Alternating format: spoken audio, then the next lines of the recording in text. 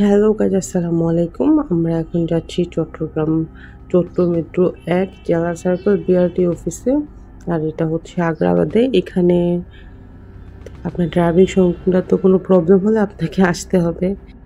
আর আরেকটা আছে মেট্রো 1 জেলা সার্কেল বিআরটি অফিস, নতুন পাড়া, হাটহাজারীর, চট্টগ্রাম।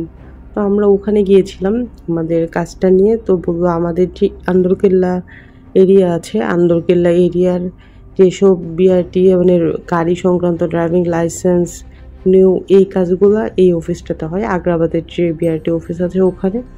তো আমাদের কাজটা করানোর জন্য আমরা উপরে যাচ্ছি। আমাদের প্রবলেমটা মূলত হয় আমরা যখন আমাদের ফর্মটা ফিল আপ করা হয় তখন আমাদের এখানে একটা জায়গায় ভুল হয়ে যায়। কন্ট্রাক্ট পার্সনের জায়গায় কন্ট্রাক্ট নাম্বার দিয়ে ফেলে, যেখানে লেখা ছিল কন্ট্রাক্ট পার্সন। তো যেখানে নাম হবে ওখানে ফোন নাম্বার হয়ে যায়। তো ওই সমস্যাটা সমাধানের জন্যই আমরা মূলত এখানে আসি।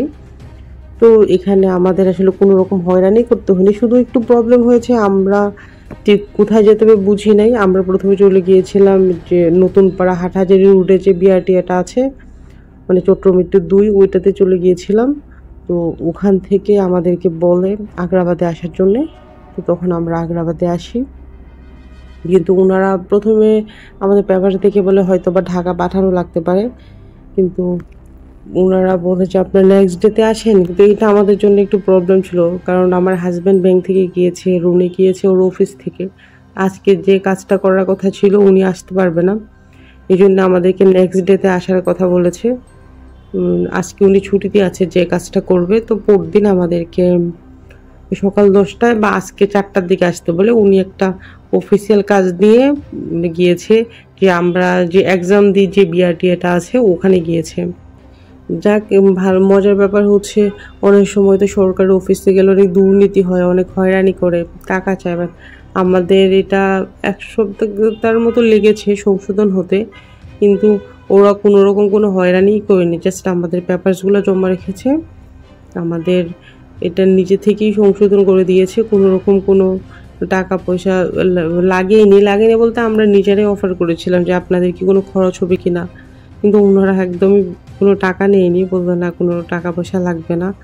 তো আমাদের কাজ যেহেতু আজকে হবে না, এই জন্য আমরা চলে যাচ্ছি। নেক্সট ডেতে উনি আবার সকাল 10টার দিকে নিয়ে আসবে, অথবা বিকেলে যদি টাইম পায় অফিস থেকে বের হয় তাহলে অফিস থেকে আসার সময় নিয়ে আসবে। এই জন্য আমরা আমাদের গাড়িতে আবার উঠে যাচ্ছি।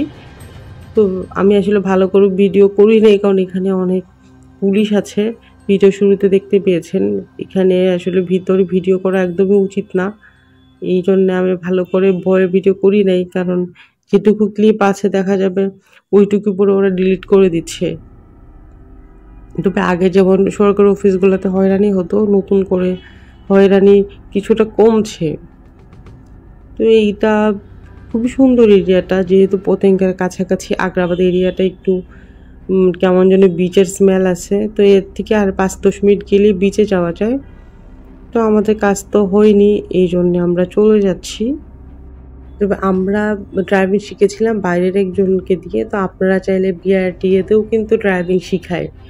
তো বিআরটিএর আন্ডারে একটা ইনস্টিটিউট আছে, ওখানে আপনারা চাইলেই শিখতে পারেন। যদি বিআরটিএর মাধ্যমে শিখেন তাহলে আপনাদের হয়রানি অনেক কম হবে লাইসেন্স পাওয়া, এক্সাম এগুলাতে। তো আমরা বাইরের একজন পার্সনের কাছ থেকে এই কাজগুলো করিয়েছিলাম, তার জন্য এই হয়রানিগুলো আমাদের হচ্ছে। তো যাকে আমরা এখন বাসায় যাচ্ছি, পরে আবার কথা হবে। আল্লাহ হাফেজ।